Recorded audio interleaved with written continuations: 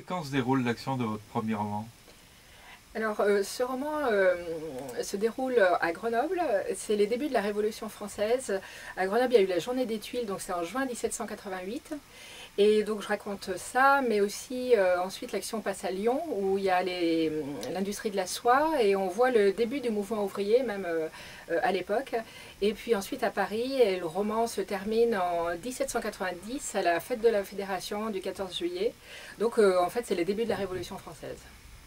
Et quelle est la part de fiction et la part de réalité dans votre ouvrage? Les personnages principaux sont évidemment des personnages de fiction. Il y a 4 jeunes amis de tous les milieux sociaux, une servante, une jeune aristocrate, un avocat au Parlement de Grenoble et un paysan. Et un libraire, excusez-moi, ils sont 5. Et au milieu, bien sûr, car c'est un roman historique, il y a des personnages qui ont réellement existé, qui apparaissent, notamment à Grenoble, Barnave et Mounier, qui ont été des héros des débuts de la Révolution française.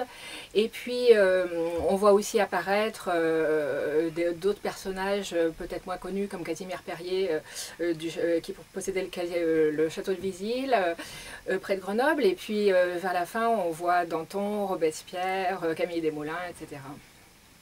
Et pourquoi ce titre, Les Comploteurs? C'était déjà à la mode à l'époque ou... Oui, bon, bien sûr, c'était une époque propice au complot de toutes sortes et puis à ce qu'on appelle les fake news aujourd'hui. Mais là, je raconte une histoire, alors en grande partie imaginaire bien sûr, d'un complot, d'un club, on dirait aujourd'hui ultralibéral, qui prône une libéralisation économique et donc qui au début est favorable à la Révolution, qui est très réformiste sur le modèle parlementaire britannique. Mais par la suite, la Révolution échappe un petit peu à ses initiateurs et devient plus radicale. Et à ce moment-là, ce club ultralibéral va fomenter un complot pour essayer d'enrayer les dérives plus populistes, dirons-nous. Votre roman est toujours assez joyeux et parfois même un peu grivois. Est-ce que ça correspond à l'époque ou... Oui, le ton de l'époque, on le voit dans la littérature, était très joyeux et c'est vrai, parfois un peu libertin. Donc j'ai essayé de retracer ça aussi. Il y a notamment, je parle du Palais Royal où il y avait pas mal de fêtes et de grivoideries, oui, on peut dire, qui se tenaient à l'époque. Et puis il y a une histoire entremêlée avec par exemple une troupe de théâtre, un travesti, etc. Donc il y a... Alors, en ce qui concerne le code noir, l'esclavage donc, et le droit des femmes, est-ce que vous abordez ces questions? Oui, bien sûr, c'est des questions importantes au moment de la Révolution.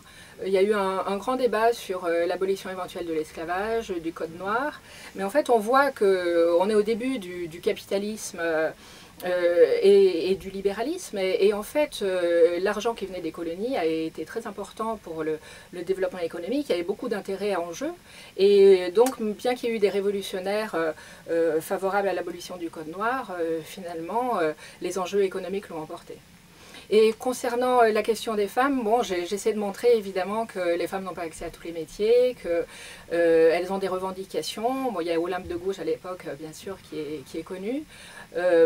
Et donc voilà, j'ai essayé de faire des personnages féminins en fait très féministes.